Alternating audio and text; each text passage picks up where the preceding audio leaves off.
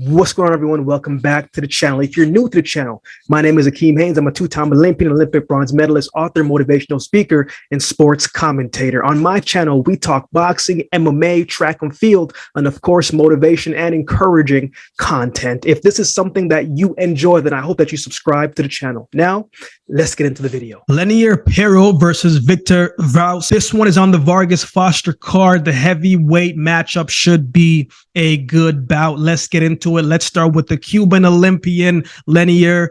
8 wins, no losses, 5 wins by way of knockout. He's coming off a big year last year. He had 3 fights and won them all, 2 by knockout and 1 by unanimous decision. Pero was a heavyweight that can move and punch. You don't always get both of those in the heavyweight division, right? You might get a heavyweight that can punch.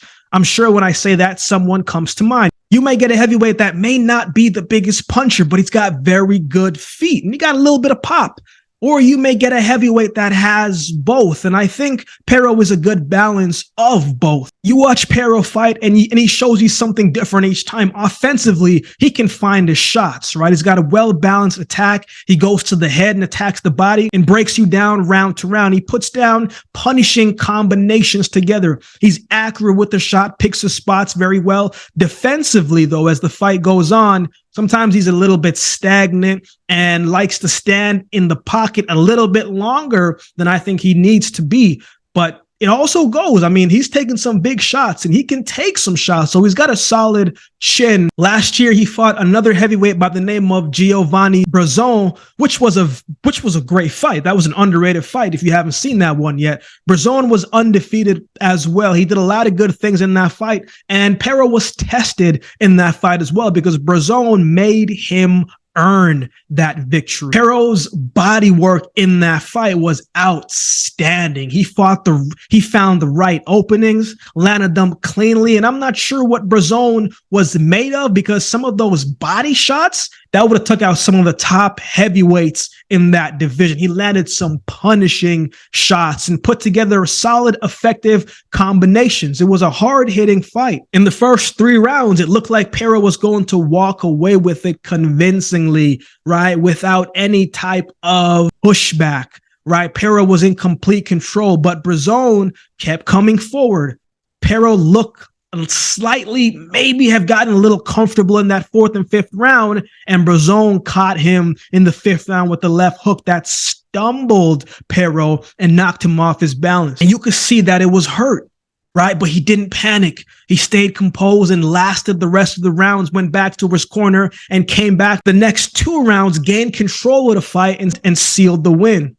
He looked like he caught a second wind and he got extra focused and secured and locked in that fight. And that's what you want to see. He's had a great amateur career, but the pros often is a little bit different.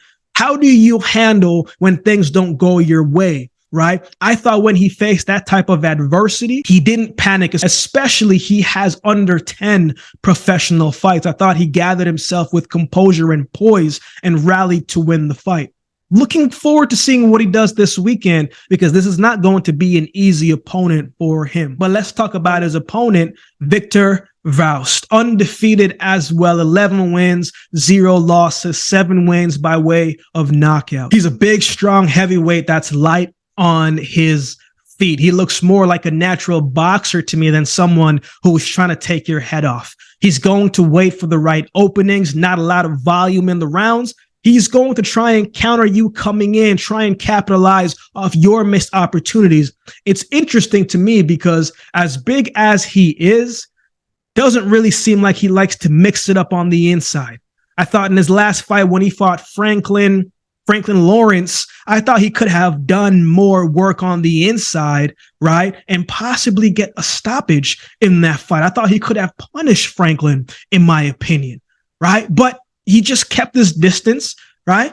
Outboxed Franklin every single round comfortably. Franklin Lawrence at the time, though, was a guy who had a record of 21-3-2 and 16 wins by way of knockout. So he had experience, had more knockouts than Viktor, had more professional fights than Viktor, but Viktor made it look easy. And he comfortably won that fight without looking like he really ever exerted himself in my opinion. And I thought if Viktor wanted to win that fight by stoppage, all he had to do was turn up the pressure and the pace because he controlled that fight every round. He made it hard for Franklin to get comfortable and find his groove. Viktor took him out of his comfort zone and let his jab and feet be the distance and be the key factor in this fight. So this makes for an interesting matchup against Pero. So who wins? Viktor's reach and jab work is going to be very present in this fight, and it could back Pero up. If Pero is able to close the gap, it's going to be a problem, right? Viktor isn't used to the pressure and the body shots and fighting off his back foot. Viktor has 7 wins by way of knockout, but he's more defensive to me than he is offensively, in my opinion. So he's going to look to counter more times than press the matter of this fight. Not that he can't, I just haven't seen it yet. Right. I also think Pero's style will frustrate Viktor a little bit as well, too. Southpaws that can punch and move can be a tricky mix for orthodox fighters at times. And I think this will be one of those matchups. I'm taking Lenier Pero to win by decision. If Viktor was more aggressive, I would take the knockout because he would leave himself a little bit open to getting shot by taking more risks. But he's a guy that's very careful and doesn't really put himself in harm's way. So that's why I'm leaning towards the decision in this one. But I do think he might need to take some risks in this fight if he wants to get the win. What are your thoughts on this fight? Who do you have winning this one? Let me know in the comment section below. If you would like to support the channel, there's a couple ways you can do so. You can like, comment, share, and subscribe to the channel. If you'd like to support by way of donation, you can find options in the description below. Also, my Cash App handle will be on screen as well. Any amount goes towards the growth of this channel and will be greatly, greatly appreciated. So with all that being said, if you've been watching the video this long, then do me a favor and subscribe to the channel, and we'll definitely see you next time.